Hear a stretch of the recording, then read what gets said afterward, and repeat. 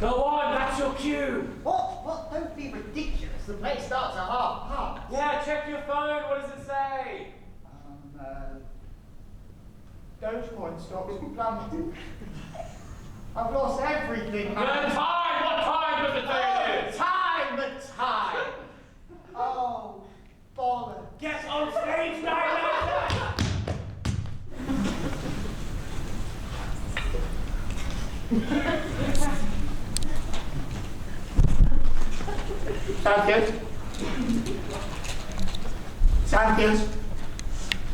Xanthias!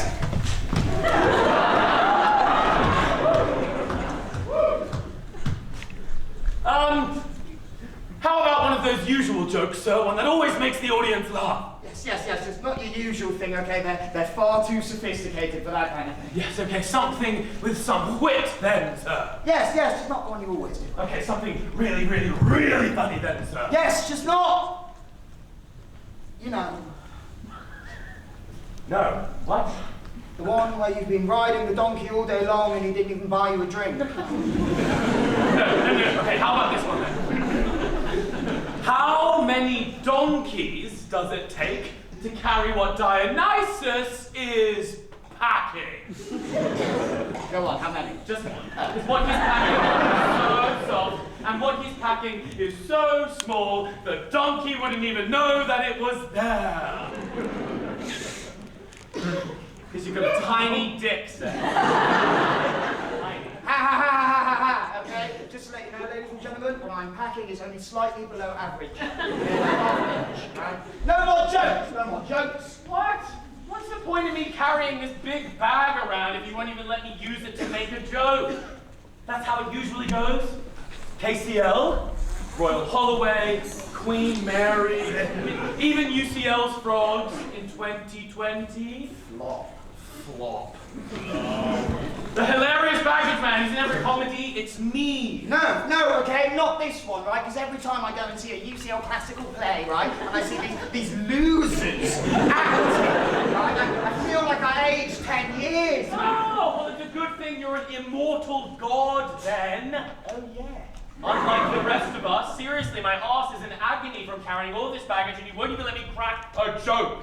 Frankly, Xanthias, you should count yourself lucky. Who's Frank? It is an outrage that I, the lead act of the play, the Seth Robinson, attractive, charming, funny, attractive, horny member of the cast, I have to trudge along on foot while the delinquent gets too round. Are you joking?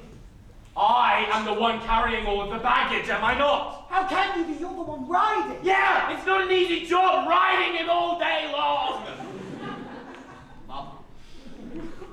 Look at him.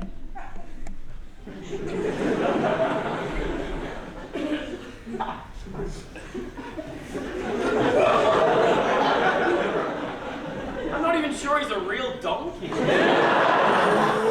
And half the baggage is still strapped to me! The donkey's bearing your way! Well, tell that to my bruised arse.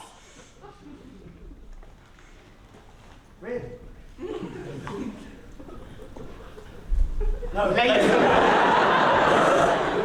Okay, Xanthias, if the donkey is so useless, why don't you switch places? No, my God, masters! Oh! They just don't understand. If only I had fought in that sea battle, Argunasai, I'd have earned my freedom by now!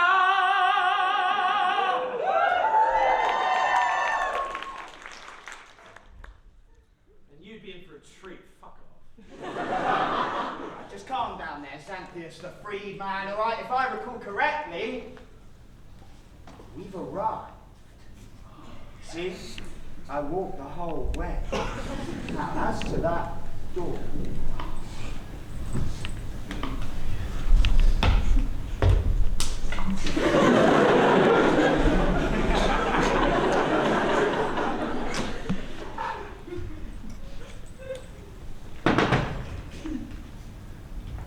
Hello? Is anybody there? I think you should break it down, sir. Yes!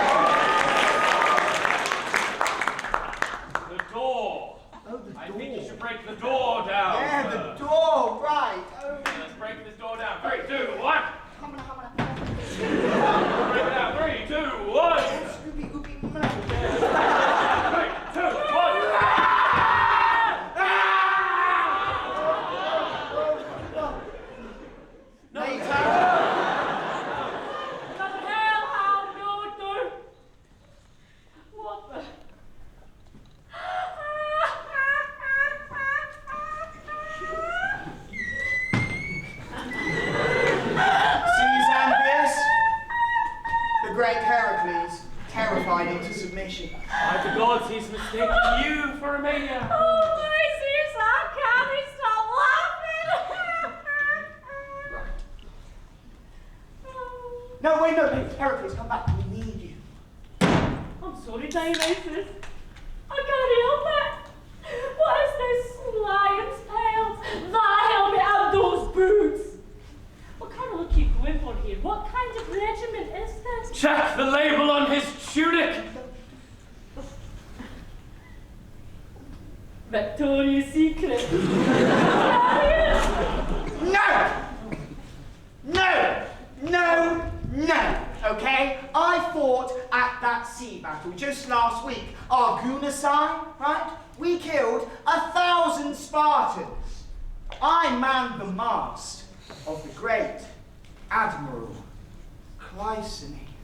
Yes, Cleisthenes, sir. I heard he's newly single. How was it? Manning his mast. You have no idea. This document is to certify that Dionysus was present at the great naval battle of Argunasai, wherein he served as a masseur for tired men, providing muscle relaxation and other pleasantries. Oh, you brave soldier, you! No! Okay? We sank 12 enemy ships, right? Me and Cleisthenes. Just the two of you. At first, yes. But then... You woke up from this erotic dream you were having. Then, me and the whole crew read Euripides' Helen. Shit play. Shit play. And a great urge struck my heart. Can you guess what for?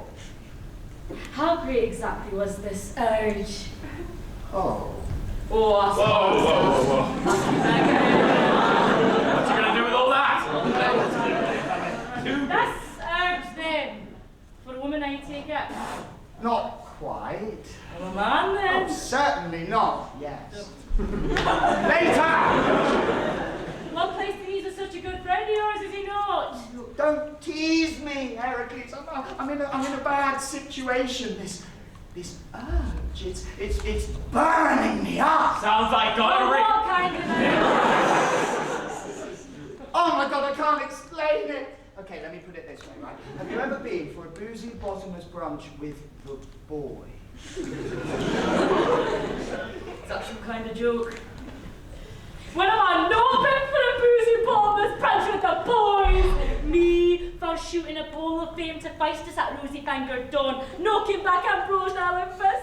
Achilles could ride to a feast, now Swift put it in a Yeah, like that, but not. You see, my urge isn't for brunch, it's for Euripides. I've got bad news for you. He's dead. Stuck a fork in a toaster. It was a shock to us all. Because he picked the fork. Okay, no, that's not gonna stop him, right? Even if he lies beneath hell itself, I'm gonna find him. You see, I need this man.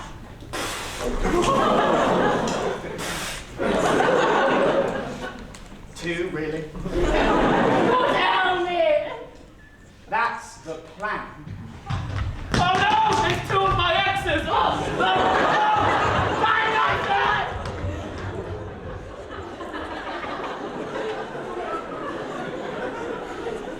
Anyway. I can't even understand. Why would you want Euripides of all people? Yeah, good one. If I may quote the great bard himself. So many have gone, and those that have not are bad.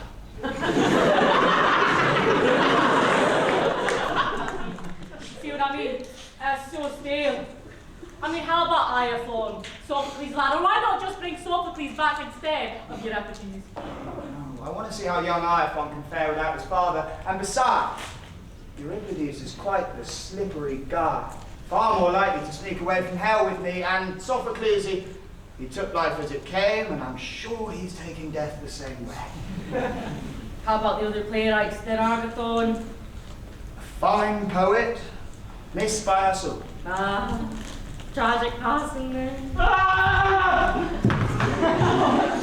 He slipped and fell into a giant vat of brine. It was quite the pickle! There's a vat of brine. Xanthias, what's it? Xanthias is not even in the OCR syllabus. Okay.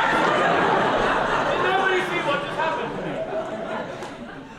Or anyone else. I mean, these days there are thousands of young poets writing countless plays, each one better than anything Euripides has ever written. Oh, but they're all rubbish.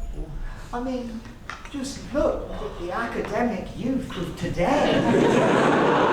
Just a bunch of failing aspirants staining the art of Greek tragedy. I mean, no better than a couple of undergraduate students trying to recreate ancient Greek theatre. It's fruitless, Rory. Stop acting, please. Maybe one good UCL play.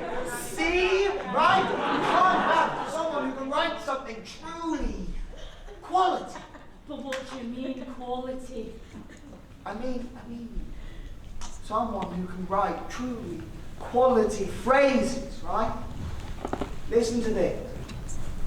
Refrain from dwelling in my mind, for you have your own. Yeah. Looney Stones are written better than that. Right. Heracles, when I want advice on how to steal puppies, I'll come to you. For now, leave this to the intellectuals. Sorry, what the fuck is going on? Anyways, Heracles, you're probably wondering why I've taken just a touch of fashion inspiration from yourself. I was wondering that, to be fair. You've been to hell, right? I did that. Yeah, you did. When you kidnapped Selma. I did that too. Yes, you did. I was wondering if you had any advice for the journey. You're seriously thinking of going down there, are you? That's insanity. Don't you worry about that. I just want to know the quickest way down there. Something not too hot, not too cold. Okay. Over here. Right. If you can get your hands on a rope and stoop, there's an easy method, tried and tested. Might have to hang around a bit, though. Oh, my ex's return! Oh, no! Ah! Dionysus! Anyway, now that sounds like a real pain in the neck. Aye, that is known to happen, to be fair. In that case, there's another way, fast, simple, direct, takes you straight there. Please, let's hear it. I am not much of a walker. Run away. Well, you know the torch race that the city holds in the tower in the west end of the city that overlooks it? I do. Climb to the top of that tower, go right to the edge, and you can see the whole city from there. Uh-huh. Wait for the torch race to start, and once they shall go, well, off you go. Go? Go where? The only way off is down. Direct train to the afterlife after a split-second change on the pavement, of course. Unless it ends up nasty. Oh, no. Yeah. No, all that goo. Well, then what? The way that you went. Oh, the mythical heroine. Oh, sorry, I don't think that was your style. That's more the Orpheus Odysseus type trip. That's a long journey over a great bottomless lake. No, please! We went on one instinct!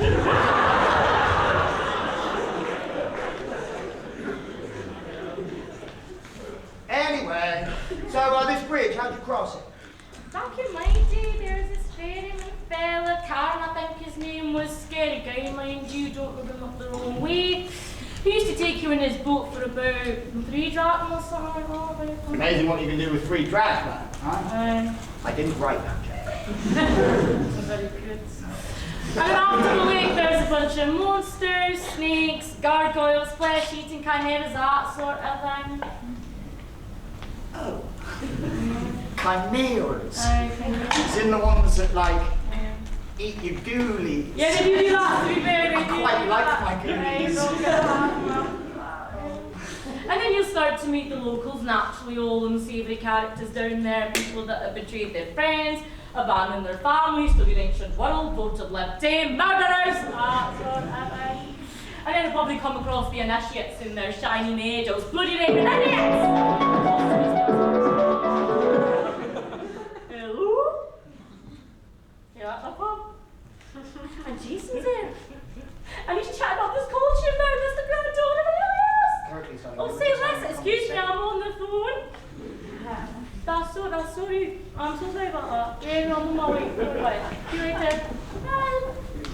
Take care, see you later. Wait, Heracles, you were about to expunge on quite an important plot point, the initiates. Could you maybe... You'll soon enough.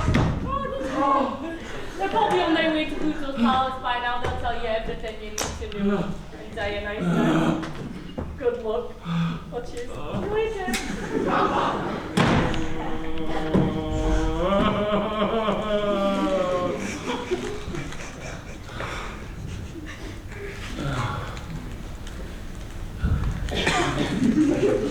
Slay, what are you doing?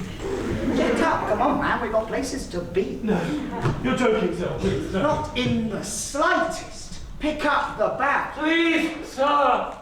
Have a heart. Wait, look. Here comes someone straight from the underworld, from a funeral party, it seems. How about we get one of these newly dead to carry the bag for us? Well, what if he doesn't want to? Okay, fine. If he doesn't want to, I will carry the bag. Right. Hello there, corpse. Oh, I was just wondering if you could take these here bags down to hell for us. How many are there? Oh my God, she's French.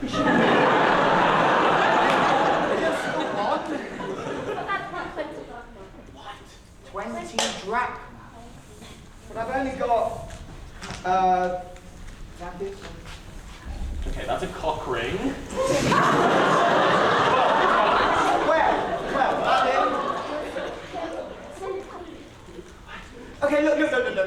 Can't we haggle? Haggle. A little bit? Again. No, not with you. I would rather live together than battle with each other. Au revoir.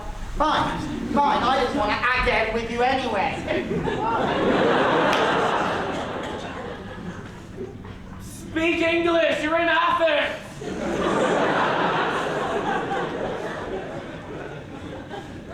Come on, sir, put a load on me.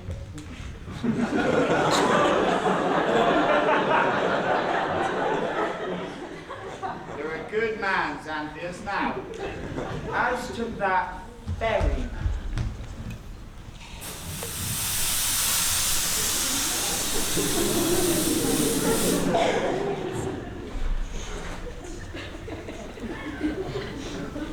What the fuck? Where the hell are we? Well, this must be the lake that Heracles was talking about. Oh, and that must be Charon, the soulless ferryman. Down from his chin, a length of beard descends uncombed, unclean. His eyes, like hollow furnaces on fire, a girdle fouled with grease binds his obscene attire. Fine, so we'd like to get the ferry, please. Ah! Oh my God, not a lot of sunlight down here, eh? You need to moisturize. Are you lads for the ferry then? Yes. Ah, brilliant, that is perfect, because I can take you all the way to hell. Yay! That's right, get excited, because it is the old catabasis, the old conclusive venture. And I'll put an end to all that woe and that suffering and strife of mortal life, yeah? Yeah. We're going to be stopping at Tartarus, the bottomless pit of the wicked, the Cocytus, the river of misery, the Archeron, the river of never-ending wailing. Yeah, but we're not stopping at the Lethe no more, you know, the endless plains of such intense boredom that you're going to want to hang yourself in 5 minutes, because there's this boring guy that just moved in, and I personally can't stand him. Kissed armors, you guys. I don't recall. Pluto's palace. Do you stop at Pluto's palace? Right, so the thing is, we don't stop like outside Pluto's palace. It's more like, I'd say 20 minutes before. It's a nice downhill walk. It's scenic actually, very nice, very pretty. Nice views, yeah? That works for you guys. Yeah, that works for me. Okay, brilliant. Yeah, bon voyage. To the boat we go! Whoa! Whoa!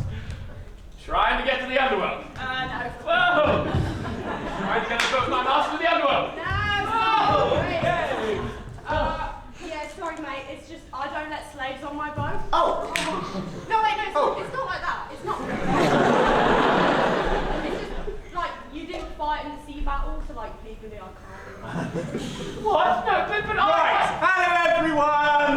What is this sea battle that Carol just referred to then? My name's Jack. I've been brought on to help you understand all the references Aristophanes makes, which are very pertinent to his original ancient Athenian audience, but totally lost on you. Now, I myself went to Eton, finished translating the Odyssey in Year 9, the Iliad in Year 10, and got my master's at UCL. I know. So embarrassing. Now I study the late imperial reception in Rome of dithyrambic pastoral poetry about different kinds of sheep from 453 to 441 BCE. And this is at both Oxford and Cambridge, which is possible, yes. So these jokes are not lost on me. Now, who here is doing or has done an A-level in something classical? Right, fantastic. So, as some of you will know, at the time of Aristophanes' writing, Athens is gripped in a devastating war, really devastating. Think World War II, but in ancient Greece. It's 406 BC, and Athens is about to lose, until this great sea battle, the Battle of Argonusa. Athens wins, smashing the Spartans and giving it the respite it needs to keep the fight. Seth, What the fuck are you doing? what are you doing? My name isn't Seth. I'm Dionysus. I'm the patron of What are you theatre. doing? You're not the god of theatre, you're a 2-1 scraping ancient world student! Can I finish now, please? Yeah. I'll see you after the show. Yeah, my place or yours. What?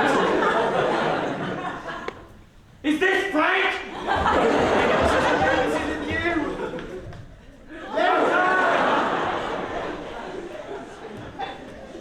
As I was saying, Athens wins the Battle of Argonusa, but because the city is so starved of soldiers and resources, they have to conscript slaves in the navy to do so. And in exchange for this service, the slaves win their freedom. This is seen by many as a total inversion of the Athenian social order, and whilst it gives the slave population some prestige, it upsets quite a few Athenians, including Aristophanes. So, got it? Big sea battle. Athens needs slaves. Athens conscripts slaves in exchange for freedom. Athens wins, but Athens' social order is very disrupted. Right, great. Any questions? No? Fab. Cheers.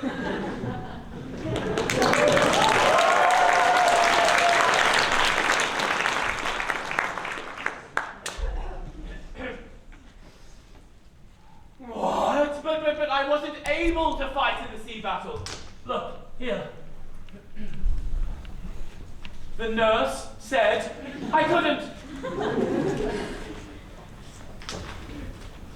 Right. Right. Eye trouble, is it? Yes, it's chronic eye trouble. Oh, I look so bad. Poor you.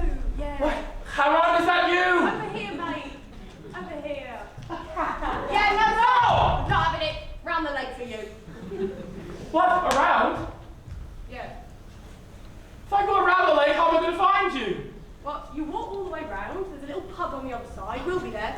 We can have a drink. Oh, And then you can just find us. okay, yeah, I'll just meet you at the pub while you're having a drink. We'll have to walk all the way around the fucking lake. Okay, yeah, great. Got it? Womp womp.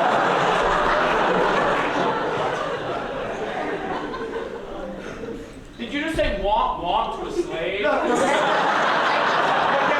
you got it? Have you got it? Yes, I got it.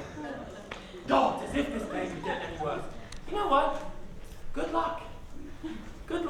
spending your time alone with this idiot. And if you ever need my help again, don't call me. Don't call me. Don't come by my house.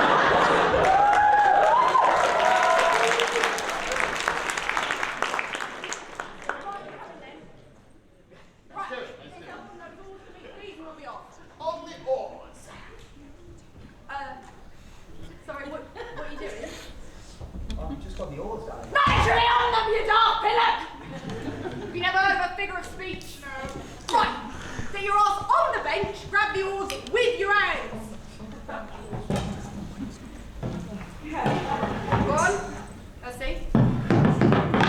What are you doing? No. Right, look, do what I do. Reach forward. Pull back. Pull back. Rinse and repeat. Rinse and repeat. Yeah, that's right. Yeah, you'll be an Olympian in no time, mate. So. You know, funny story, I actually am an Olympian. I came out of my father's thigh. It was quite the endeavour. Alright, it's really interesting, mate, but you're going to want to shut up now. Keep those peepers peering. Because there's more than just water in these parts. What else is there? There's all sorts. Could you maybe tell me?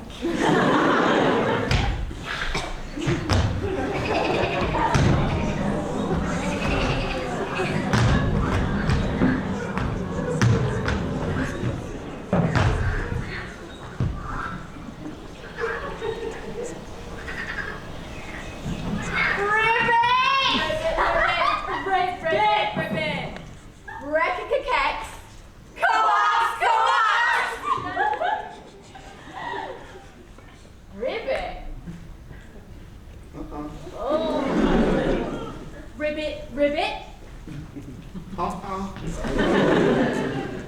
Do you speak English? Yes. Great! License and registration, please.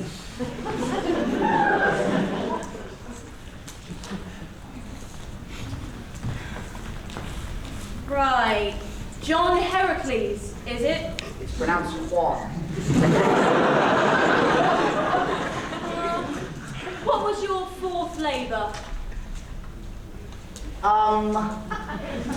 I didn't think so. I'm sorry, who the hell are you guys? We are Aristophanes, frogs, proudly come to the realms of earth and hell. In this day, one night soak, one night and drop our home. We go on the streets, but fast and slow, but music's what we truly know. We're crooks, and it's all night. It's all night.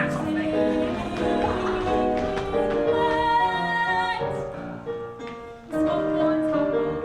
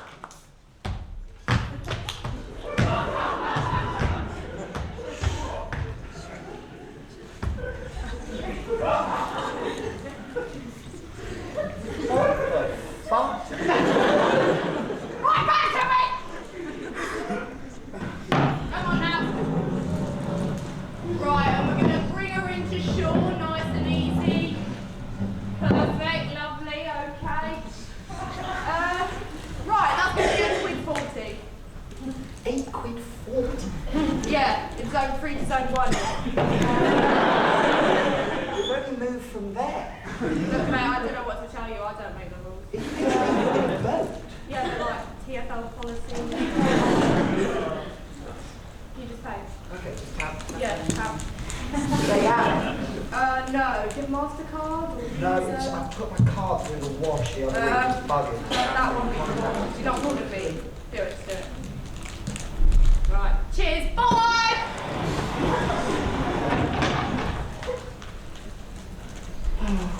Okay.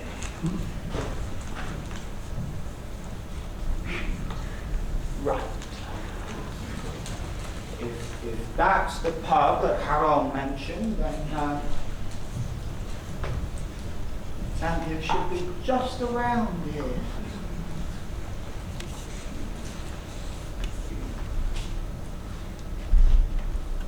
Xanthias?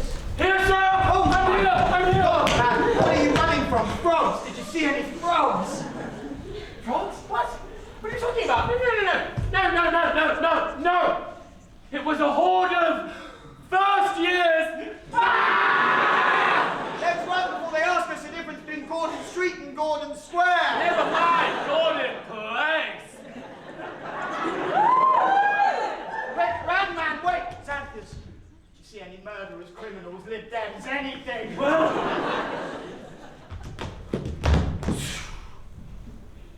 See for yourself? Oh my God. Look at that one. How did you stomach them? No, sir! We best get going. Do you remember all of the monsters that Heracles warned us about?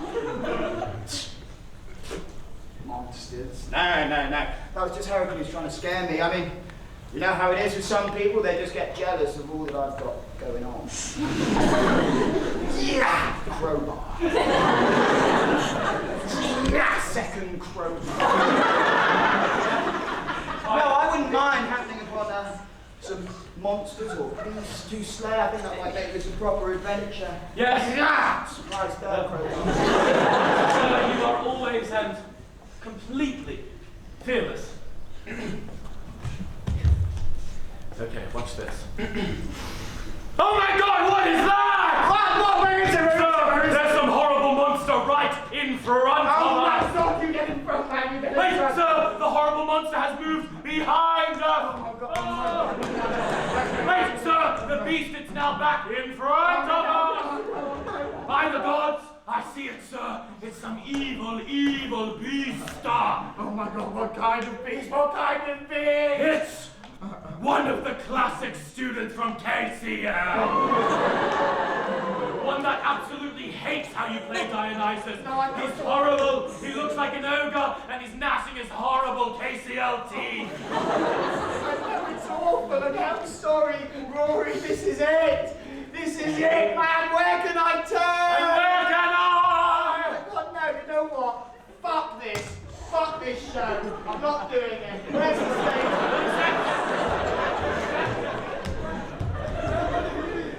It's over, Master Dionysus, we're done for! No! Don't call me Dionysus!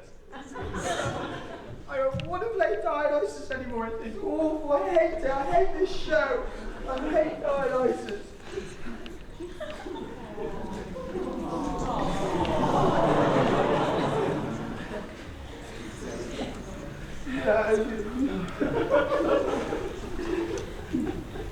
Why would you do this? Seriously, look at him! Hey, sir, it's over now. The terrible monster has gone. You know, maybe he liked your Dionysus performance after all.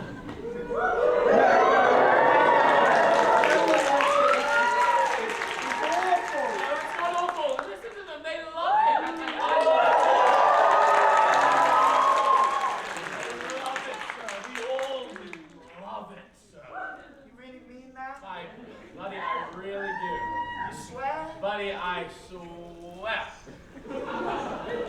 Yay!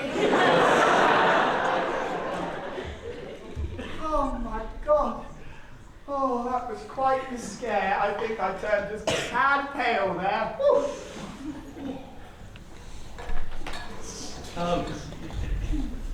And brown, sir?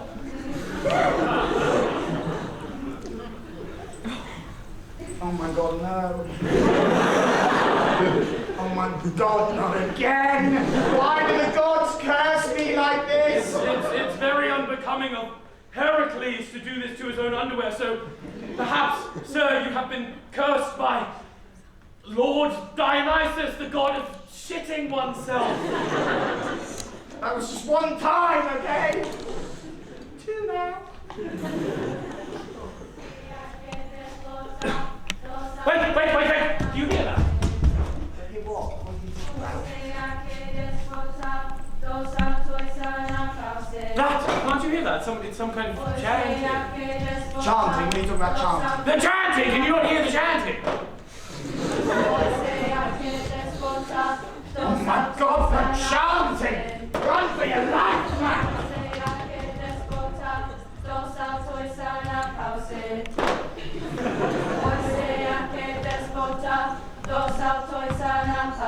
These must be the initiates that Heracles warned us about. Oh my God, this place is so confusing. I wish someone would explain it to us. Hello again!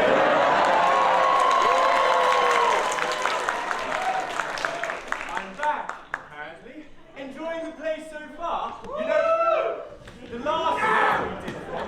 No! This is not in the script. I am the lead.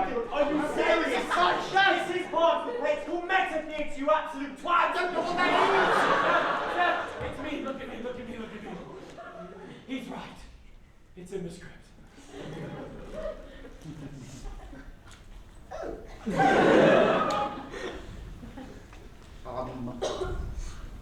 You did read the script, right, sir? I'm just gonna go. Yeah, shoot. Sorry about that. Anyway, the Eleusinian initiates. How to explain it? I assume you're all familiar with Zeus, Hera, and the like, and all their associated rituals. That's what we might call mainstream religion in ancient Greece. Now, these initiates are part of what we refer to as a mystery cult. And the gist of it is they actually believed in a superior afterlife, achievable through some sort of profound spiritual awakening. It was supposedly an actual transformative process, but it was all kept so secretive that tragically the details have been lost to time. Like, seriously, I know some idiots that have wasted their entire PhDs on the subject. Yeah, sorry, don't you study sheep or something? The depiction of sheep in late imperial Roman pastoral poetry, yes! Oh! Anyway, what little we do know about this transformation tells us it drew on ideas of life, creation, and destruction. It centered around Dionysus because... fuck knows, it probably just felt bad for him! His mythological profile depicts several instances of death and rebirth. Really? Okay. Well, this cult, the Eleusinian Mysteries, were absolutely everywhere in Athens. It was open to all, men, women, rich, poor, citizens, slaves. Practically everyone in the audience was either a member themselves or knew someone who was. And Dionysus here was the leader of their newest participants, the so-called initiates. Just like these charming specimens here. Right, great. Any questions? No? Fab. Cheers!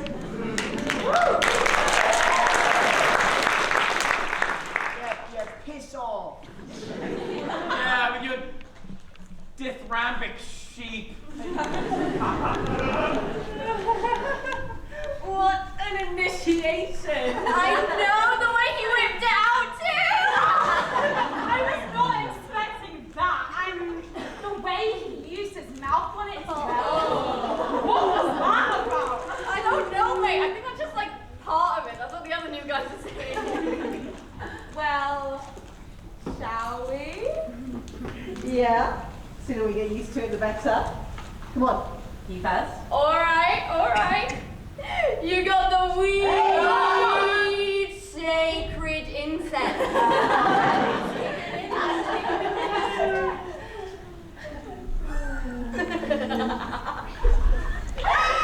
Wouldn't it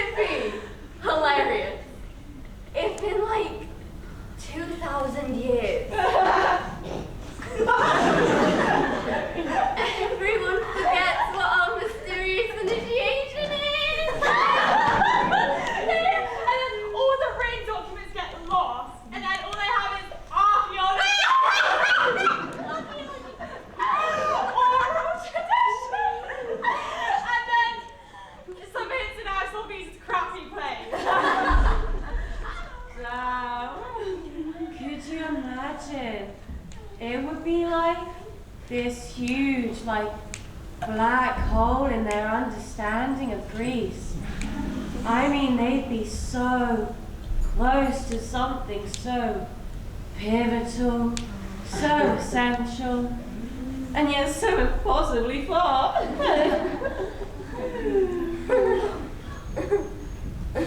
Wait. What's a black hole? No clue, mate. Probably just some bottomless pit where the present Dionysus is. You know what? I answer all of my solemn prayers. We're very sorry for eavesdropping. It's a very long story. No problem at all, like. Do you care to join us?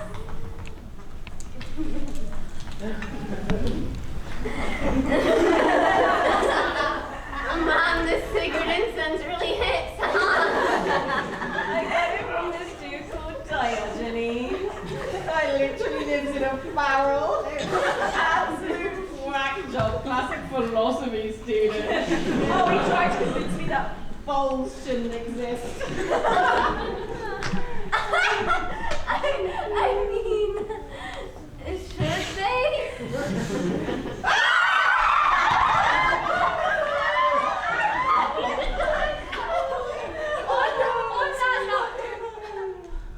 Where is Dionysus? I mean, this whole process changed the very state of our minds with this sacred incense. He's not even here! Guys, I got some big news. I'm actually Dionysus. So, can I have some of your sacred incense, or what? Dionysus! The guide of this enchanted dance, he comes, stirred the hidden wisdom, born from our minds' secret trance. Every thought now finds its rhythm. Bodies freed by the music's flow. Even the old find strength in you as they dance to rhythms true. Dionysus, show us the path and we'll pursue. Revived in spirit, us old and us new. We'll dance as one in full array through flowering fields at the break of day. Oh, Athenians, tell me, what do you seek? In these times of trouble, with our prospects so bleak, do you want leaders who stir up our strife, who tear us apart when we cling to our life? We don't need the traitor who joins with the foe, nor the soldier who deserts when the winds of war blow, or customs inspectors who sneak out our grain as we starve and struggle in hunger and pain. No greedy officials who'd sell us for gold, who'd auction the city, our honor, our soul. The audiences, when they hear what they don't wish to know, turn their wrath on the poet, let their pathetic fury show. Is it the art, the jest, the song meant to provoke, to stir to right a wrong? Yet some would slash the playwright's wages, their tempers inflamed as if it's the writers who deserve hate, not the politicians, the crooks, or the enemies at the gate. Now we're all gathered, feasting and cheer. Let's set this revelry fully in gear. Let us honor Demeter so grand, the bringer of plenty, before us shall stand. May she bless our chorus, her smile shining bright, as we dance and sing through this sacred night. Half in joke and half in fact we'll jeer, and the audience gathered both far and near, in a tale of all comedies bold and grand, as only the Greeks could truly understand. And yet, with our wit, we'll win them today and crown this the best and the finest play. But look over there. Who do we see? Why, it's Thucydides, still scribbling history. How nice of you to join us, though I must say, work on that writing style of yours or we'll be here all day. And look, Plato and Socrates are here. What cheer?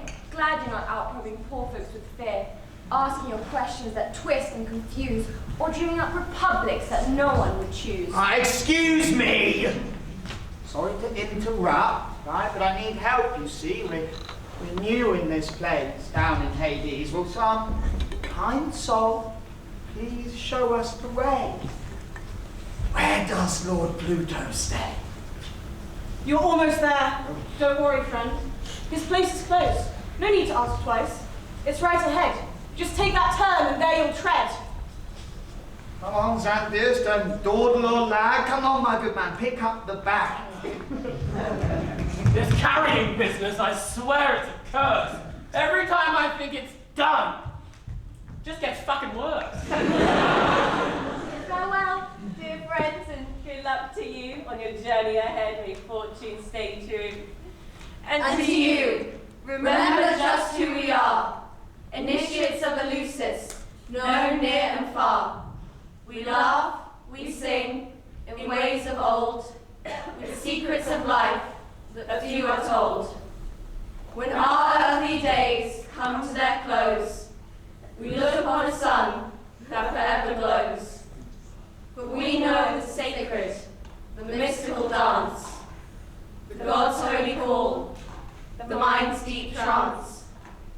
And we share this path with these travelers too, always kind to friends, but more importantly, strangers too.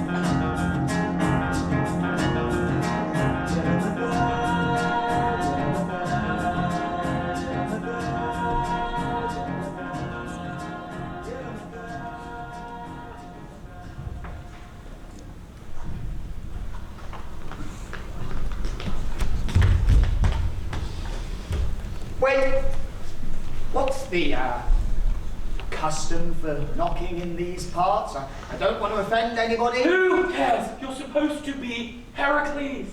Remember? Just knock. Come on.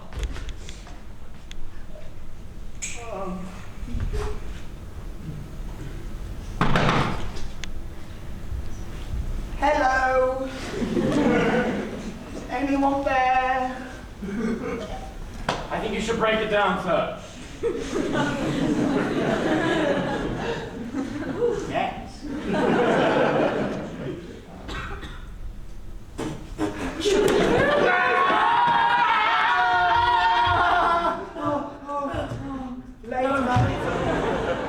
Heracles? Is that you? It's me. Aeacus, your northern twin brother. Oh, I counted the days I'd see your sorry face again. Heracles, Greece's greatest hero. What kind of hero would do the crimes you've done? Kidnapping with poor boy servants just as he was trying to out. Do you think that's easy in the god of Death's palace? We can snap poor Snake with the multiple ectopic disability. How'd you resign it? What kind of monster would slice and burn into Norris? Well, now that I've got you in my class, I can fling you into the apple of myself and watch those blood-born eels devour your living flesh. So stay right there.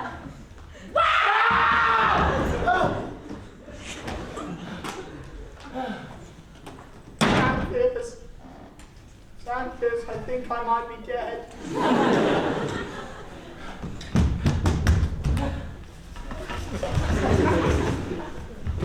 Are you all right down there, Selma? Xanthias.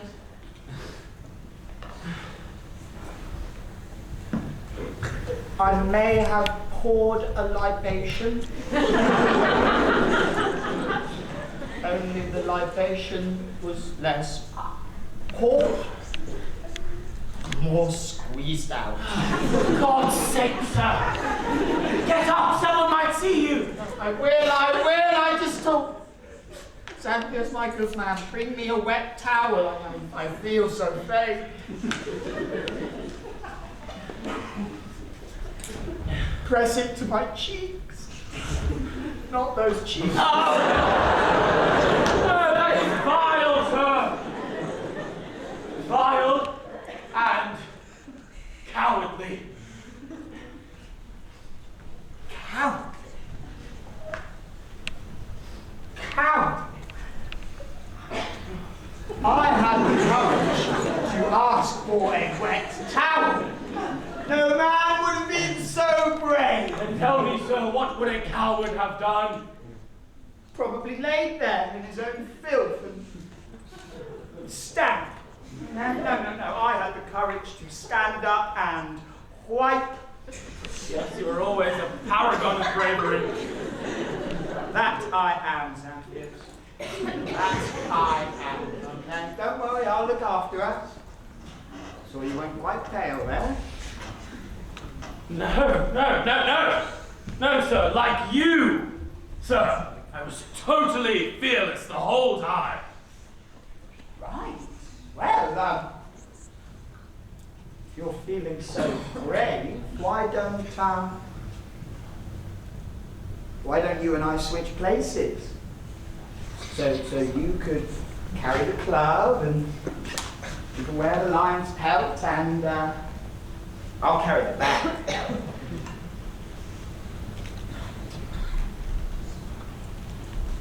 Yes. Very well, master, let's do it. As you command. Great.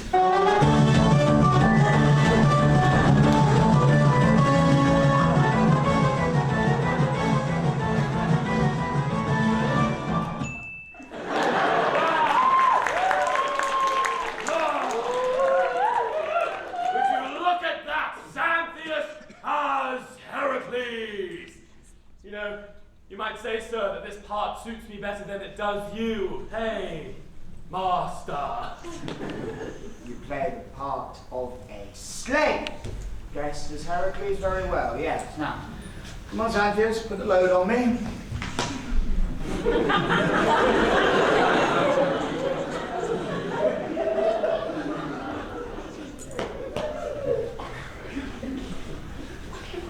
Oh, and best of luck with the Aeacus. Oh, sexy Heracles! I can't believe it's you after all this time you came back. Did you miss us? We missed you. As soon as our mistress Persephone heard you were coming, she had us prepare you an entire feast. There's caviar, wagyu, fine French cheeses. Sainsbury's tastes the difference. And, What? a great sausage roll! Yeah! And it's all for you. Come and join us, big boy. Wait, no! I can't, and I mustn't, and I won't. This is not an offer you can or should refuse. The stews have been done to perfection. And the mash, well, it's in need of some banging. I'm in need of some banging. No, I can't, and I mustn't, and I won't. Don't be silly. There are some gorgeous girls and boys. Yeah! The entire UCL men's rowing team, I hear. Male rowers, you say? They're playing a game. Strip poker, Heracles edition. Last one to kiss Heracles has to remove an item of clothing.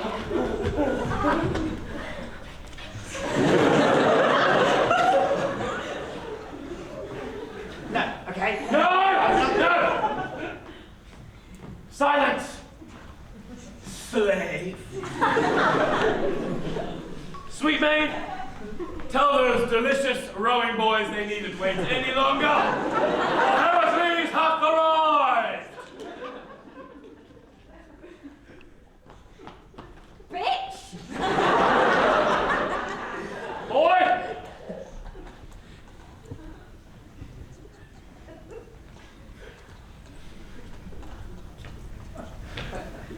Now your master has some urgent business to attend to. i.e. growing boys. So you just keep that backpack on and I'm going to be back in about 1 to 2 minutes. No! I dressed you as Heracles for a joke. A joke which is now over. So you're gonna give me the club. You're gonna give me the pelt. And you are going to carry the bag. Slave. By the gods, you are unbelievable! Which gods? I am a god, so I wear the pelt. You're just a mortal. So how are you going to convince people that you're Heracles, huh? Me, on the other hand, I fit the part perfectly. Yeah, sure you do. You know, enjoy this little costume of yours. If you ever need my help again, don't call me. Don't call me! Don't come by my house!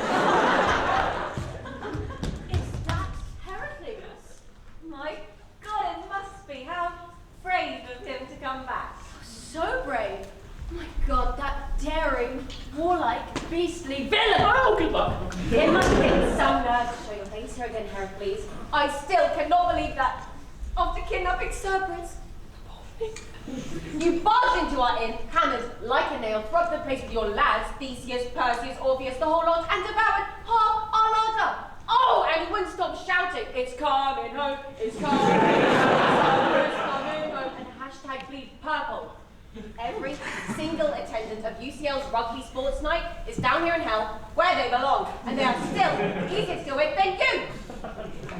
Milady. Oh, Milady. I fear there's been a misunderstanding. What?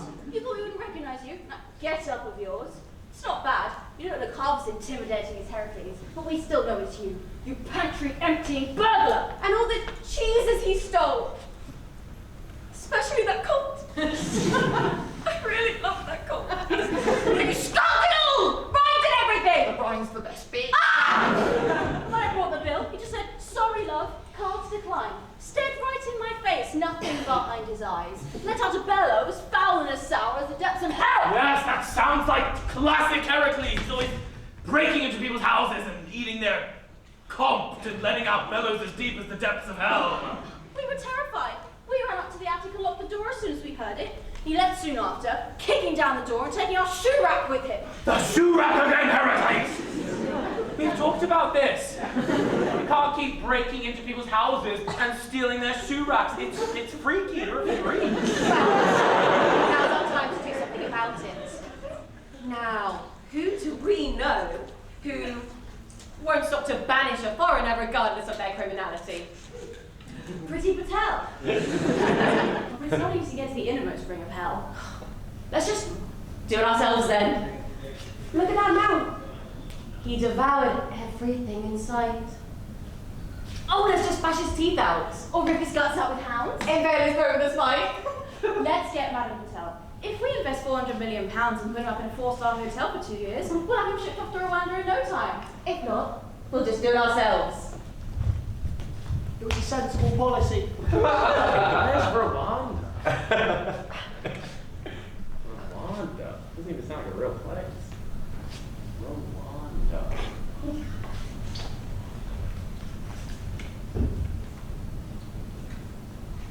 So, Xanthias. Yes.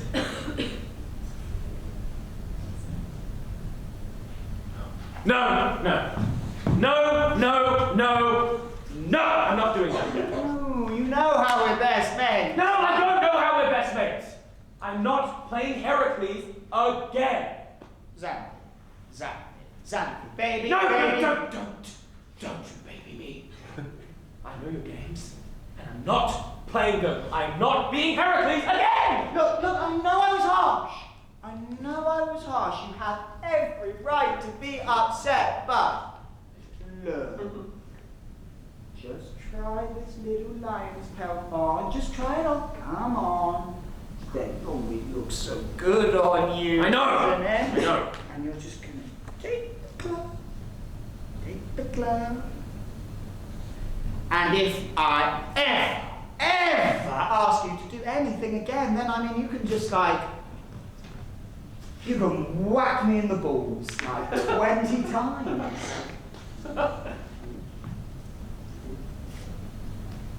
No. With the club. Very well, yes. Okay, then let's do it. We have a deal. Let's go. Right?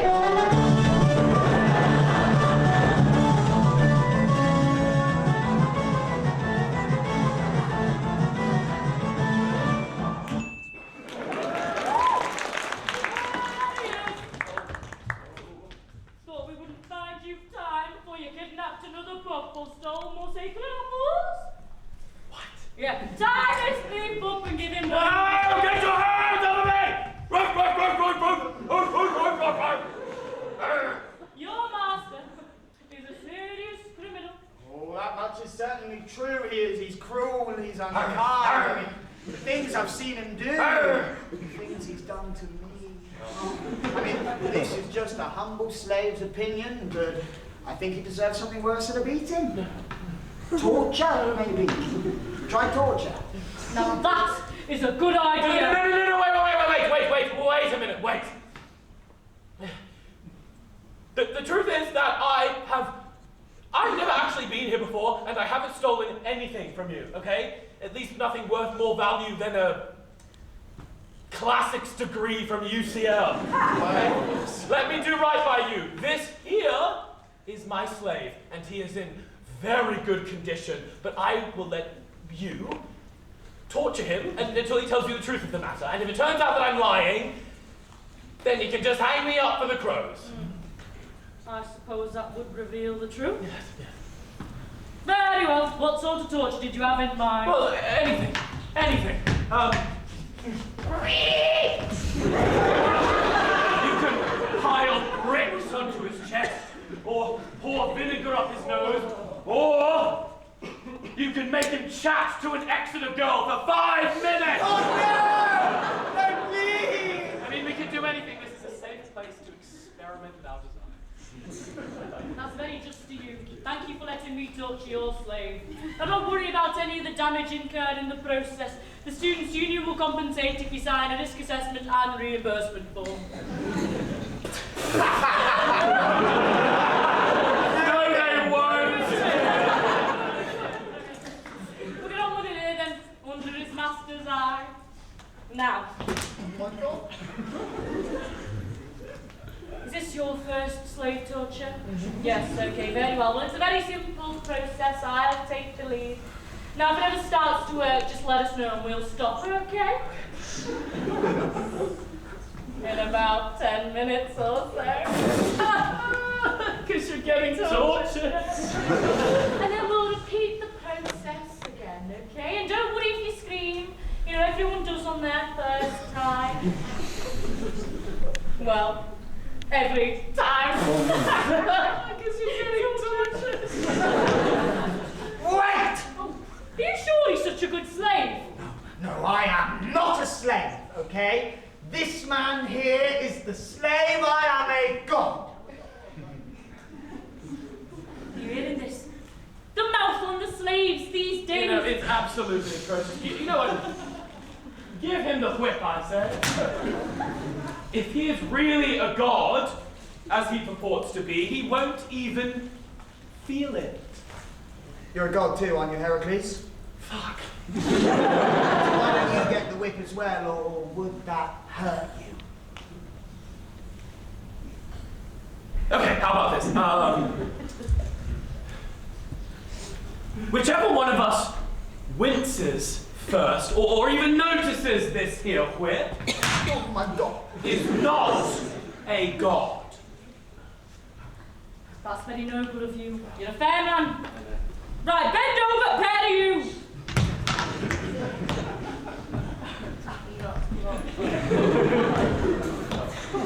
That's all that towards. Oh. Right then,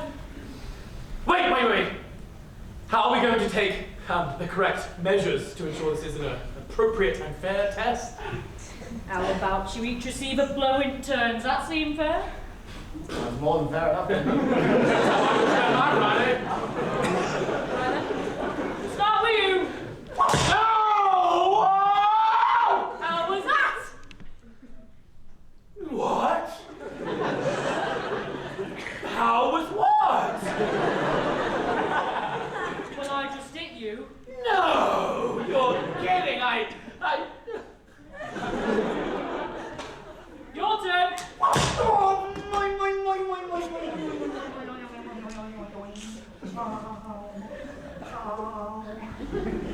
Are you going to hit me or what?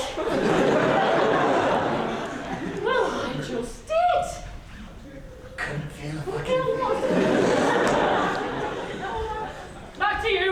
No! No! By the God! Aha! That must have hurt then. No, I just remembered I've got advanced Greek tomorrow. Just speak English. Fuck. That's all right. Back to you. yeah. Is something the matter? No, it's just this woman. She's eating during our show. And that brings a tear to your eye, does it? It must be onion. She's got just a Ziploc bag. Silly fucking freak. You didn't feel the whip strike your back. Nothing of that nature. Nothing like that. My whip? No, it's just this onion woman. You again. Ow! That hurt! Whoa! No, it's this splinter! This unrelated splinter on my bare enslaved foot. It hurts so much. Please help me take it out. Please, please, please, please, please.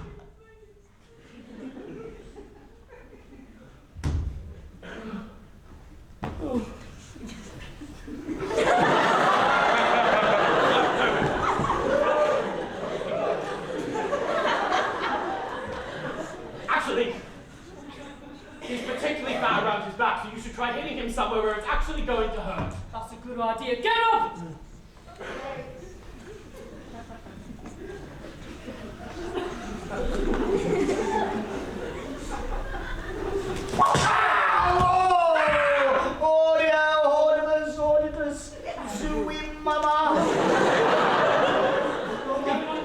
Fourth conjugation endings. Bloody hell! Can't figure out what's going on here. Just come inside. Pluto and Persephone are gods themselves. They can tell a mortal and a slave apart. Come on. Darling, you couldn't have said that sooner. Understand? No!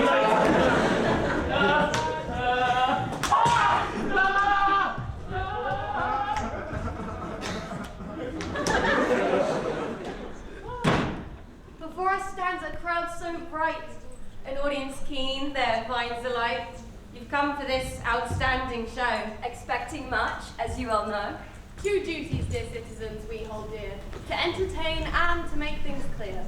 Less than 10 years back, you see, Athens faced catastrophe.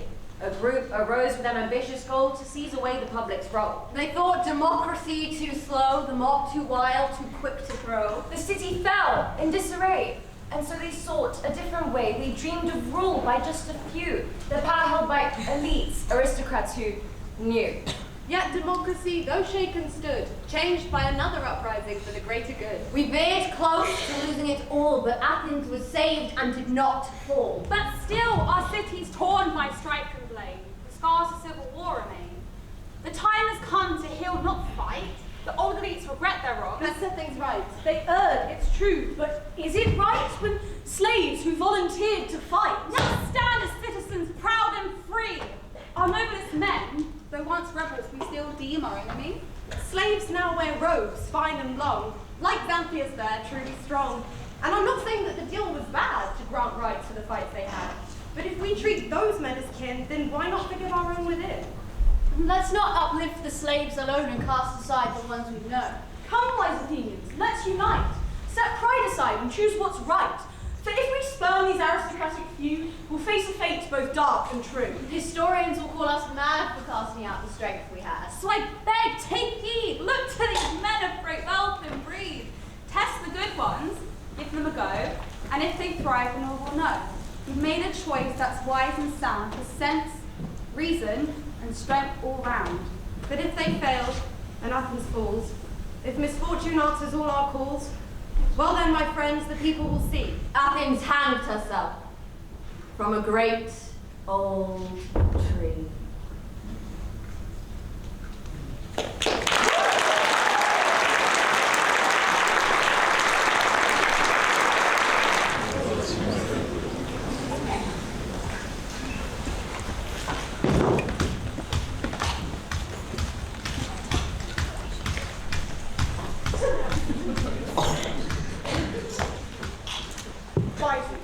Your master, a real gentleman. Oh, yes, quite the gentleman. I mean, all he does is give back shots and receive back shots. How did he not have you beaten them, pretending to be the master and him the slave? Oh, he wouldn't beat me. He wouldn't dare beat me. Oh, I love to hear slaves talk like this. Love it, do you? Honestly, so much my pants go brown. Sometimes white even.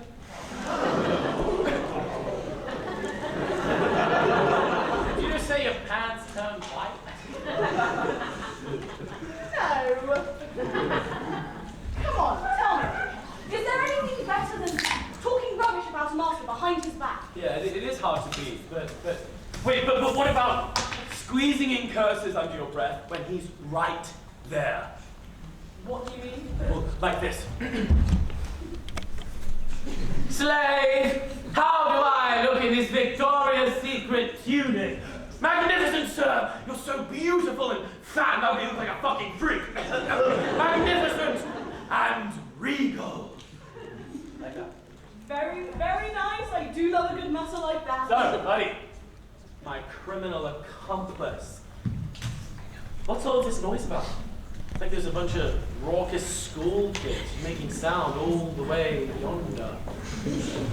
That is Aeschylus and Euripides. Why, thank God! What are they doing here? Well, there's great trouble stirring among the dead at the moment. Some are calling it civil war. Civil war! A civil war. What the fuck do you mean? Well, there's a custom down here, you see, of all the renowned arts and skilled professions, whoever's the greatest in his respective talent gets a special chair of honor in the Great Hall right next to Pluto. I mean, Heracles is there for being the best statesman, Leonidas the best general, Achilles the best. At being a whiny bitch. Bravo. Goodness me. Oh, but if somebody new arrives down here, greater in the talent than the current occupant, the incumbent has to hand it over. So then what's all of this uproar around Aeschylus? Well, he used to hold the chair for tragedy, being the greatest in that art. Well, and now? Euripides arrived just under a year ago, started showing off to all the locals, you know, criminals, schemers, frauds, all a bad bunch. And soon enough, with all his lies, charm, and down-the-throat advertising, he's appealed to their desire for change. And they all love him. They've named him the greatest tragedian, so now we're like, right of the people, or whatever. He lays claim to Aeschylus' throne. Wait, but didn't he get done in for that? Not at all. The people call it fair democracy, saying that they have a right to judge and decide who the best playwright is. What, and did nobody take all Aeschylus' side? No. Take a look. The folk down here aren't the most appealing. Ugh. Yeah, you can say that again. Look, that girl's still eating those fucking onions. Gave you an interval. You had 15 minutes to finish those onions. How many do you have? So much time, man. Come on. Wait. Pluto, what's Pluto's stats on all of this? He's gonna set things right, hold a fair contest and see who really is the best of the two. So it's really all about to go down right now. I'm afraid so. There's gonna be a terrible fuss once they bring out the scales. What? The scales? The scales? What? Are they just gonna weigh the poetry like slabs of meat. Exactly. It's all got to be properly worked out. Meters, beats, rhymes, choices of words. Euripides wants to put every inch to the test. Well, Aeschylus is going to be absolutely livid. Wait. Who's judging this contest? Well, that was a big issue, but after a whole debate, they went with Dionysus. I mean, he's the patron of the sculpture. He can't be that right? Right? This is not getting you with confidence, man. He shit himself twice in Act 1. You did see that. Buckle up for Act 2. It's going to be a mudslide. You better get in, or the masters will kick up a fuss. Yes, you're right. Shall we be pissing their wine first, though? I think my pants just turned white.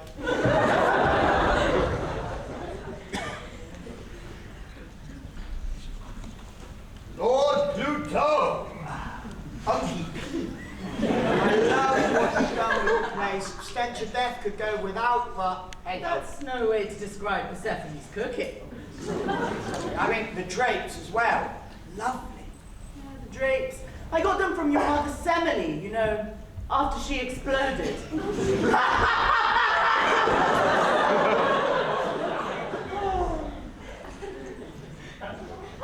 No chair for me.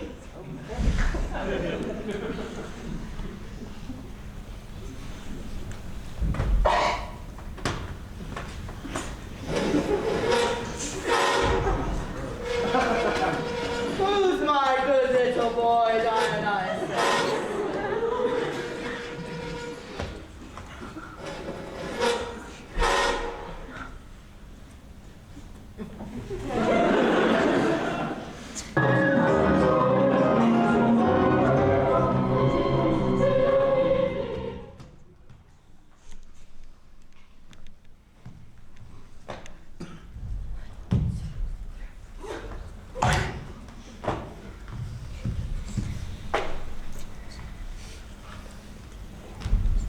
Guys, I've got this. Hello, everyone!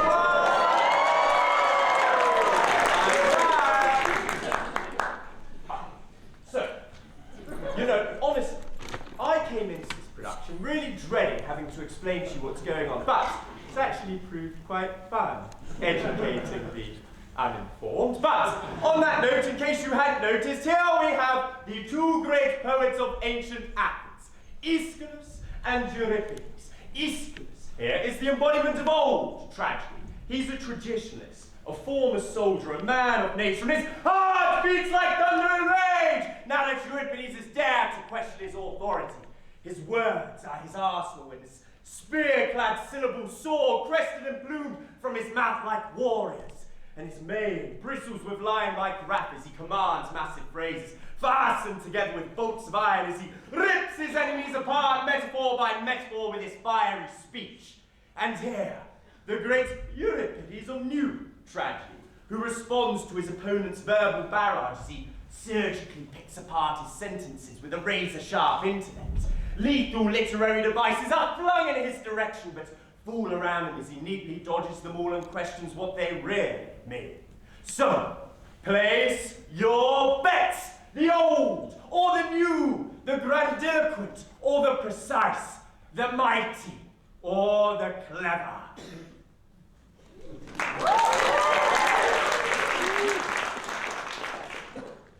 You clap the handsome guy, you shallow bastard. No applause for me, that's fine.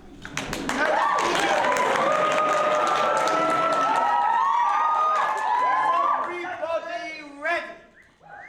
Now, please remember, this is a formal academic debate, so we're going to treat each other with kindness and generosity, as all academics do. Now, please remember to keep your arguments interesting and unique. Absolutely no cliches.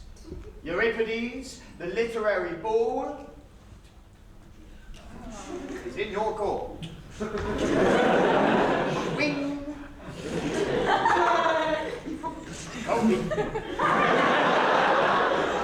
Right. Well, before addressing the qualities of my own work, so as to save the best for last, I'll first proved to be nothing more than a pretentious imposter and a fraud. Just look at the way he dupes his audience.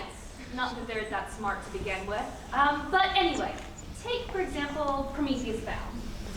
Play begins with some weirdo on stage and we can't even tell who it is. And he doesn't even speak for the entire first scene. There's all this drama and movement, and yet the main character just sits there not saying a word. I remember that. Yeah, well, spoiler alert, that was Prometheus. What? No. And the audience just sat there, waiting for something to happen. But when Prometheus finally does speak, he never moves a muscle. He spends the entire play changing some stupid rock. You thought we wouldn't notice, you sneaky little Aeschylus, you. Besides, Sorry. this complete lack of movement that was ridiculous. I mean, Prometheus's language was just... oh, I'm gonna be sick. Oh, wait. Bad olive or something?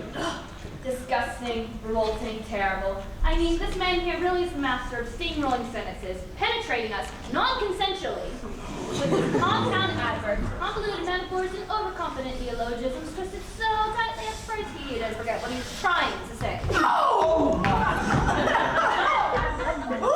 Aeschylus!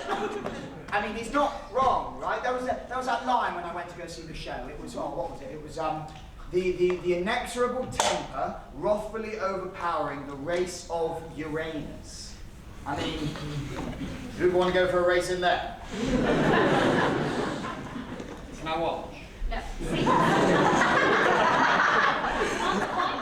The point, Aeschylus, is that it's a weird play, just no movement, ridiculous language, and a non-existent plot. Prometheus bound. Come again for me, Dan? Prometheus bound! He cannot move because he is bound! Or do you not know what that means? Oh, besides, what did you heretic, show in your place that was so incredibly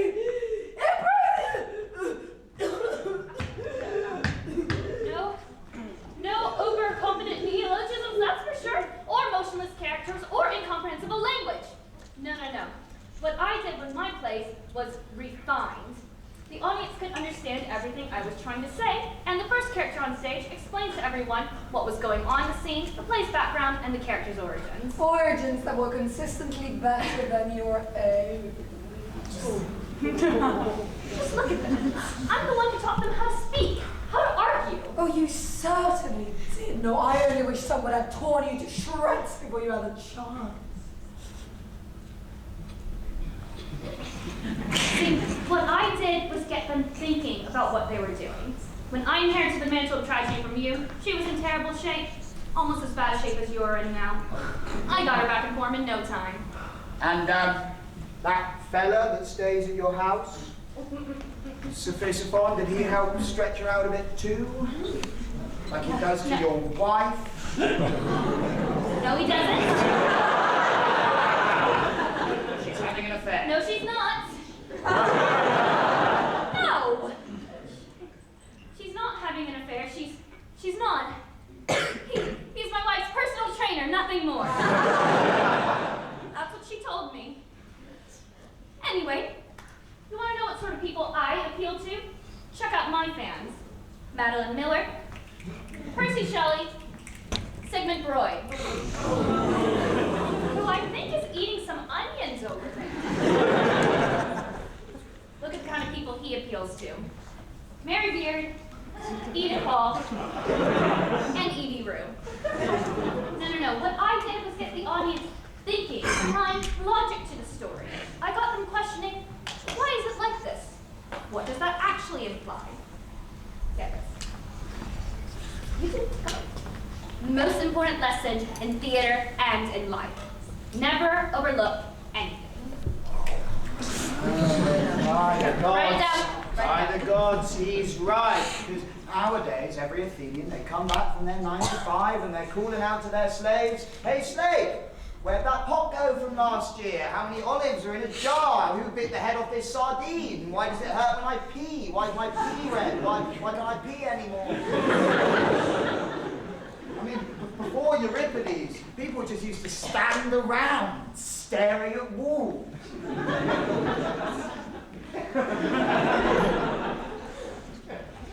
Aeschylus, the stage is yours. Show your skill and make it raw. Your daring lines, they fly high. Go, claim your rightful place. Well, it troubles me deeply to have been pulled into a conflict with. The entire situation is unpleasant to me and not what I'm used to, tossing arguments at each other.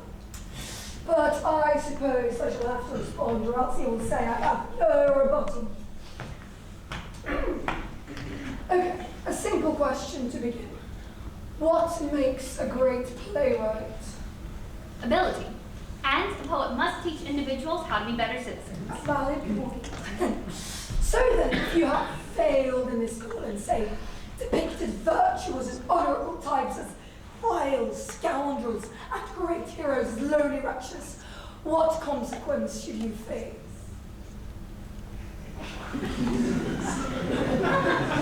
Death! Death! That's an easy one, right?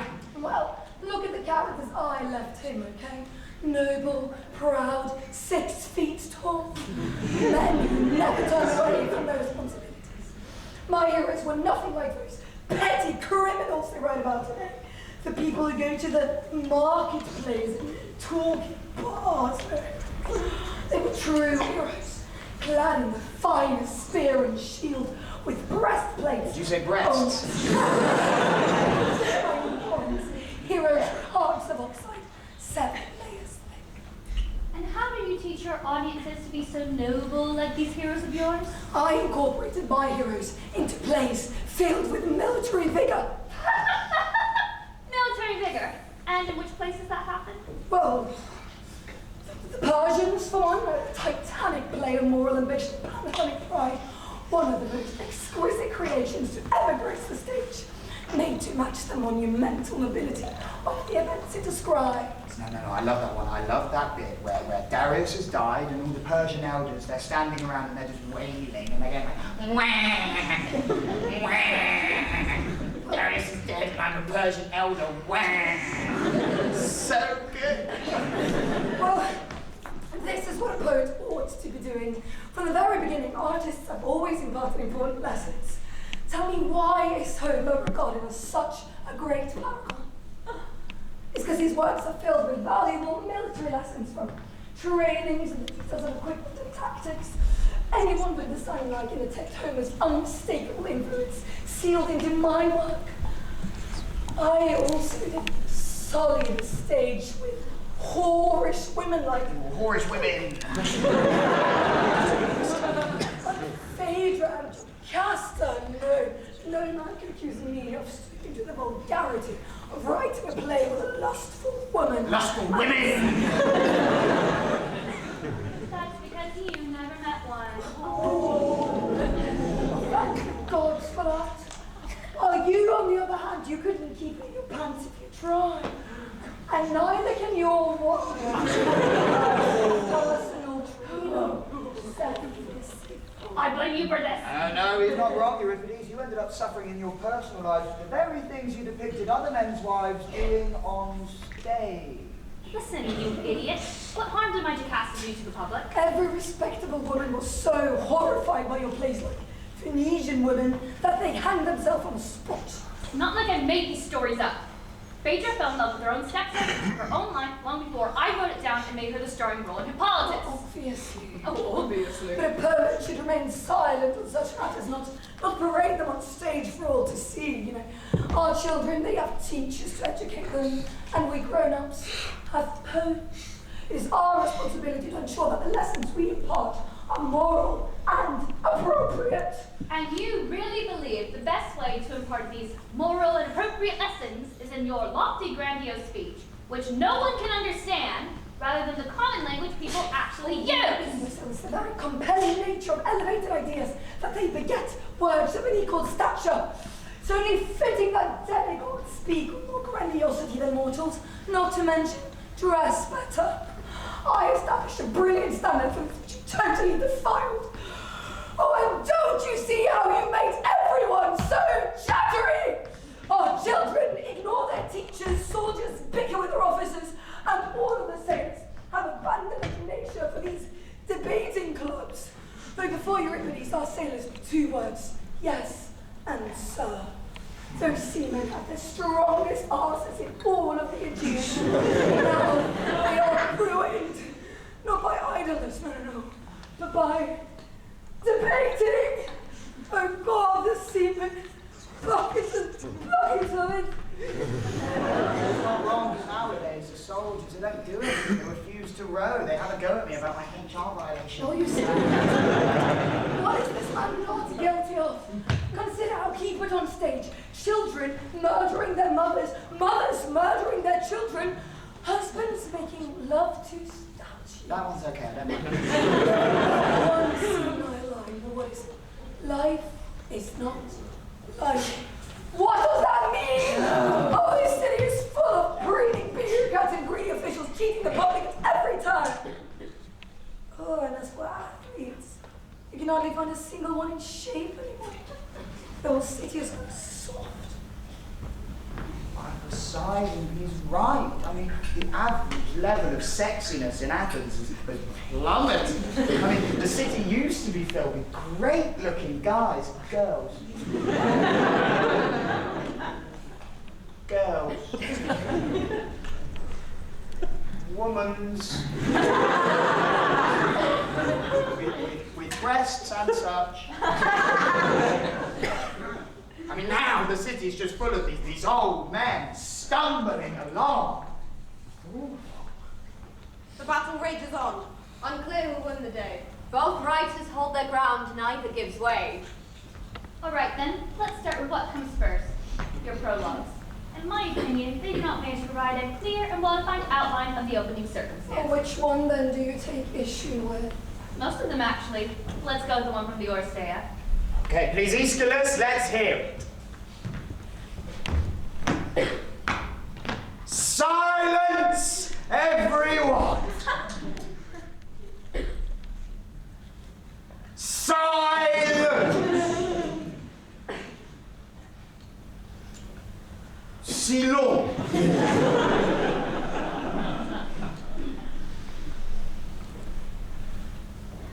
Thank you.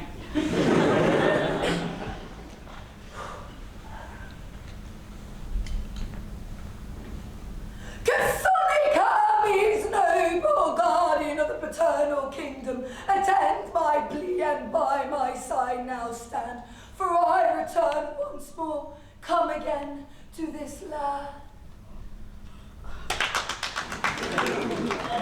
Euripides, any mistakes? At least 20 per line.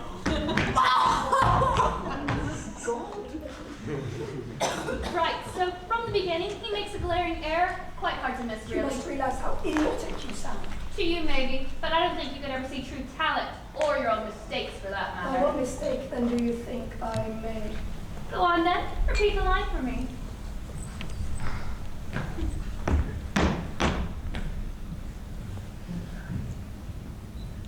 Chthonic Hermes, noble guardian of the paternal kingdom. Stop right there. Orestes says it's over the tomb of his dead father. So, was he saying that when his own father was ruthlessly slain in a deceitful ambush by his own wife, that it was all done with Hermes' blessing? I mean, Hermes was the noble guardian of Orestes' paternal kingdom, was he not? No, you fool. Orestes appeals to a particular aspect of Hermes. You know, chthonic Hermes, also known as Hermes the Helper, not Hermes the trickster, though no doubt you are far more accustomed to this aspect of the god. He says, noble guardian of the paternal kingdom. Paternal, as in the father, his father Zeus. You know, the one who gave Hermes his role in the underworld as a particular privilege. Just like how he made me a god of fertility, right? Back to the chair. Aeschylus continue. Attend my plea and by my side now stand, for I return once more, come again to this land. Wise Aeschylus has said the same thing twice. Listen to what he says. For I return once more, come same thing? Oh, no. I think they are Easter's. I mean, it's like asking your friend, hey, can I borrow a Johnny or just an old sock, right?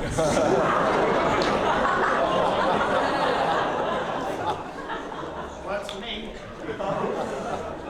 Didn't work for my ex-wife. I sleep in my car. Fucking hate that bitch.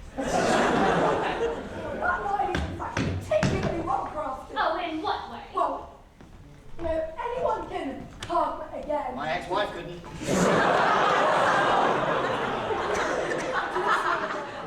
No, this is no feat for those who hang there still.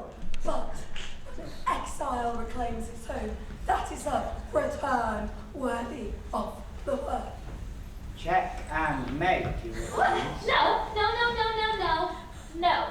Orestes had to sneak back home in secret since he didn't know if he could trust the rulers of his homeland. That is not a return. Good point. Well, how then do you craft your prologue so excellently then? Oh, I'll tell you. And if I ever say the same thing twice or use any superfluous ornamentation, punish me as you like. Fantastic. Let's hear it, Euripides. Oedipus, at first, was a fortunate man. By the gods, he was born with nothing but misfortune. And even before his birth, Apollo decreed that he was going to murder his own father. How on earth, then, could he have been at first a fortunate man? And then he became the most immortal. By the gods again, he never ceased to be so. From the very beginning when he was born, they put him in a bloody colander and left him in the winter cold to die, or slave when grew up to become his father's murderer. Colander? Like the thing you wash rice in. Look at that, you must be in Chile. Chili con carne. All the way to Kondylis Greece. He marries a woman so old, his mother, and then icing on the cake. Guess what? It is his mother! Oh, happy days for Oedipus! And finally, he carves his own eyes out, probably because he's so happy. Oh, I envy him right now! Right, I mean, I'd rather be one of those commanders at Argunasai, right? Nothing. For God's sake, Euripides, this is getting old. No, I guarantee that I can eviscerate every one of your prologues with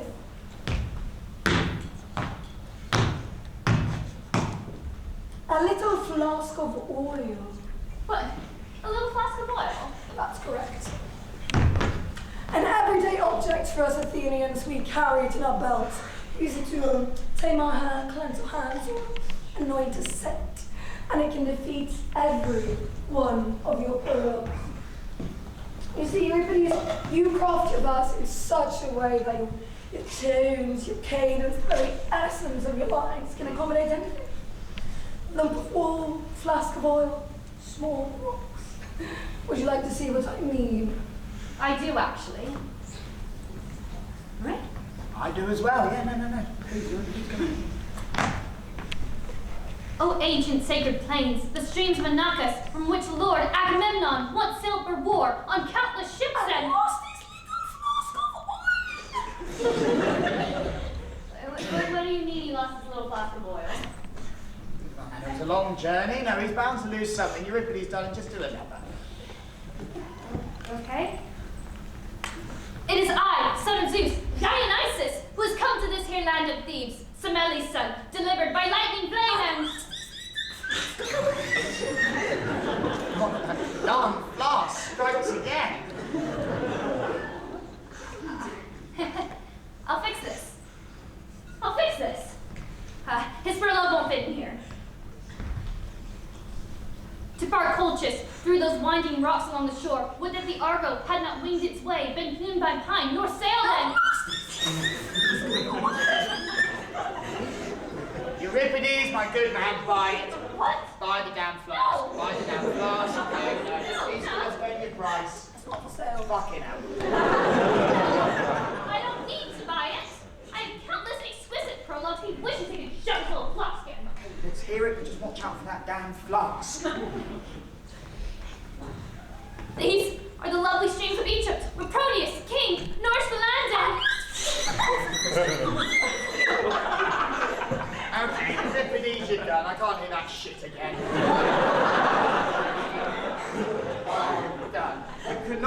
the flask, it's invincible, right? It jumps in your prologues like...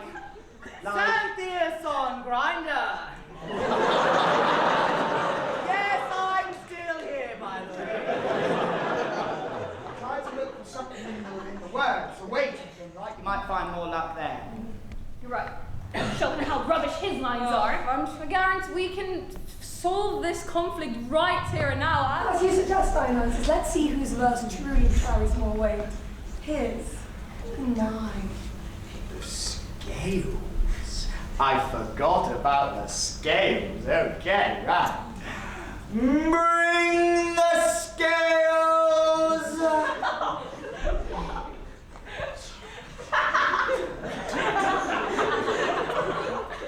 Someone mind just quickly grab it. Stage crew, they've unionized.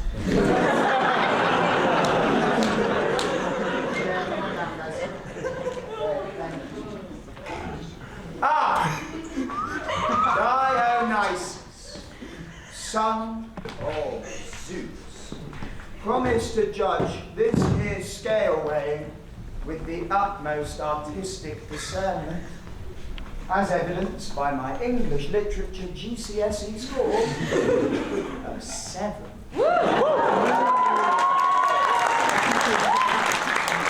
Aeschylus, Euripides, please stand beside the scales. Now this is going to work. You shall utter your verses, and when I shout, come, well, then you're going to come. Euripides, are you ready to come? Always. Fantastic. Aeschylus, are you ready to come? Indeed. Wonderful. Right, Euripides, you first. There, we caught sight of the Greek ship. Its sails poised like wings.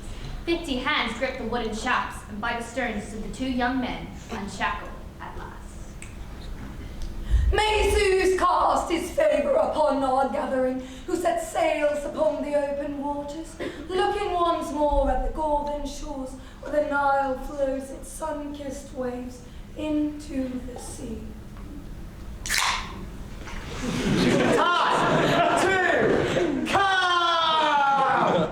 Aeschylus is winning. What? How can he be doing No, he had a whole river in his. You just had sails poised like wings. It's fun. We'll do another. Load them up. Euripides, please. Words are the only temple where persuasion can find its prayers.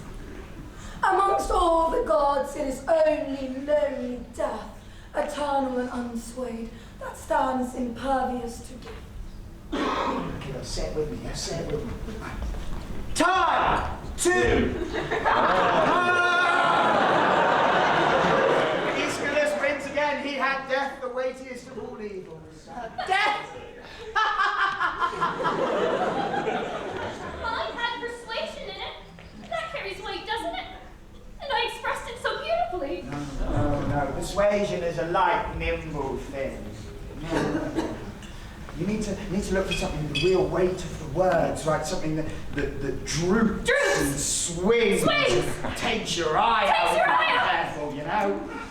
I don't have anything that droops or swings or takes your eye out. Oh. Hey, no. Baby girl, this is you.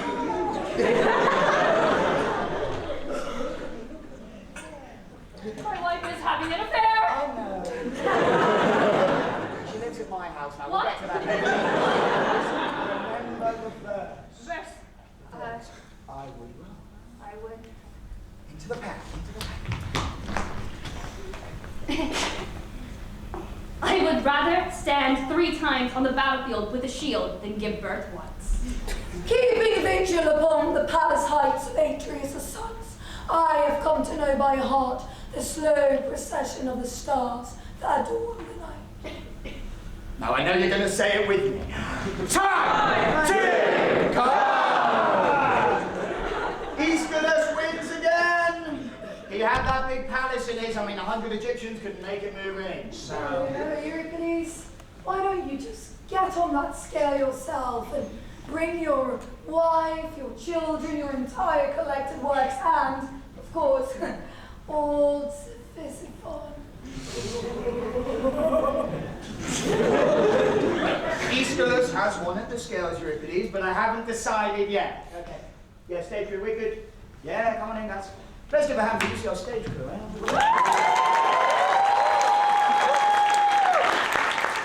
Zainab! Off, Seth.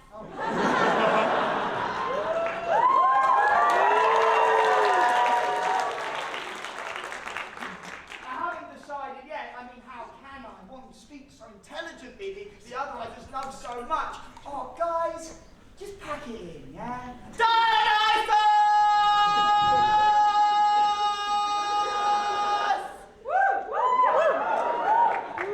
Enough!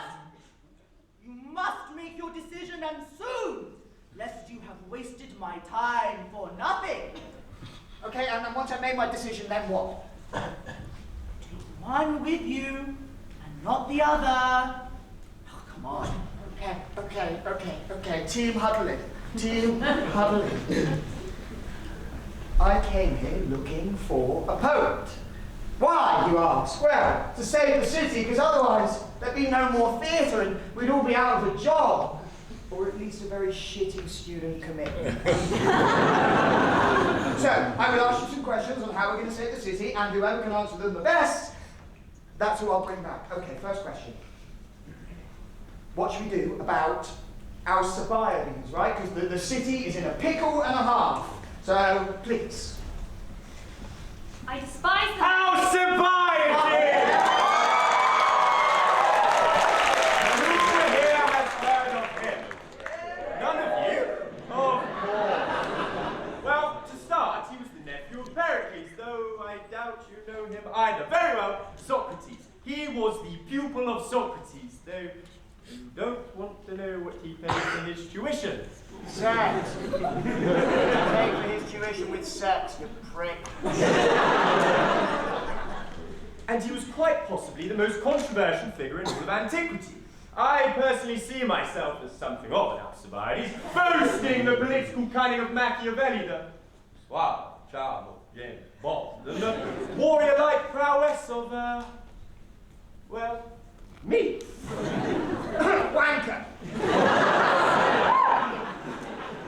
He possessed the incredible ability to charm the faction that he was simultaneously working against, toying with the Athenian mob like a fiddle, seducing the Queen of Sparta, and winning the adoration of the lords of Persia.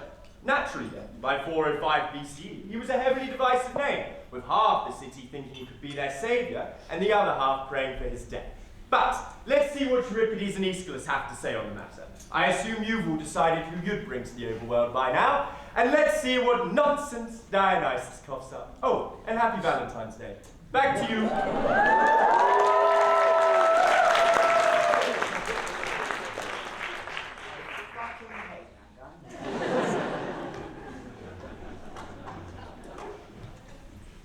I despise the man who's quick to bring his city harm, yet slow to lift a hand, skilled at chasing personal gain, but gone when his city is in pain. I like that. Okay, he's good. Right, okay.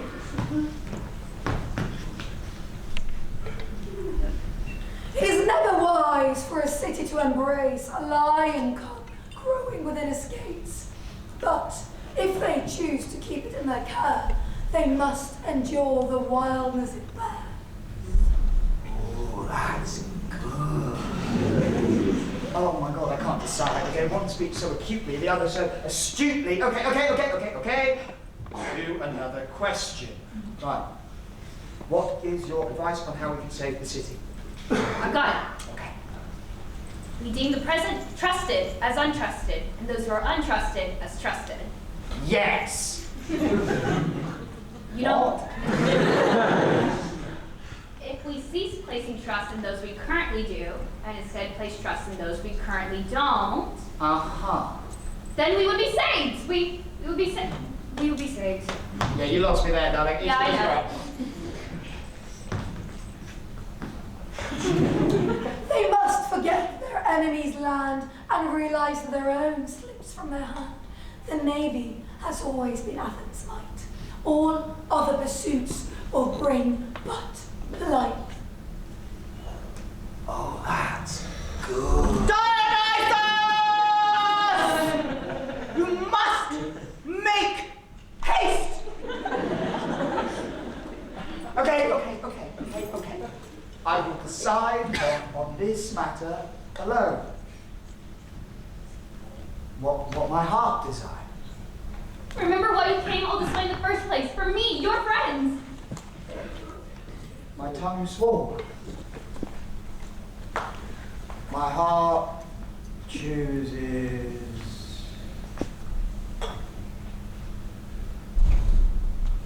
Aeschylus. Aeschylus. Oh, you! Patron god of theater, my ass! How did you make that? Leave me here alone, please! Shame! Somebody onion down! Get up! Push! No! Back off! Aeschylus, Dionysus, come hither. A man of a sharp mind is blessed, it's true, as history shows and here shows in you. So what's the message? It's clear as day you don't sit with Socrates and waste away, or heed the rabble-rousers' cheers, or speechmakers who cling to fears. Return to the wisdom we used to know, the mighty men who shaped this show. No tricks, no fads, no modern flair, just strong, bold tragedy laid bare.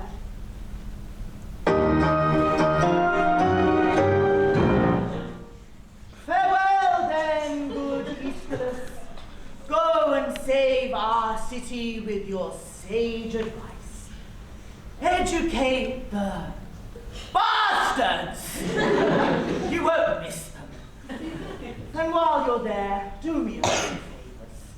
Put some poison into the wine of Lysias from Advanced Greek. We can't stand him anymore. Put a knife in the head of Xenophon and to Aristophanes. Simply slip a noose around his neck. And to anyone who comes to watch his plays or recreate them, no refunds.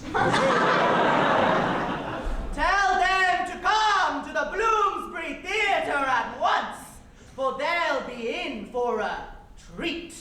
I will. But might I also ask, will Sophocles mind to throw my arm away? Because I nominate him second place. And do not let that villainous, deceitful clown touch it, even by accident. All right then, go and get yourself an inhaler now. Off you go. Sitting on this chair for a bloody act, I'm tired. Farewell then, Dionysus. Catch you on the flip side, Unky P. Take some advice from your Unky P. Don't take the boat when you get back. Just use the bridge. There's a bunch of weirdos out there. Frogs or something.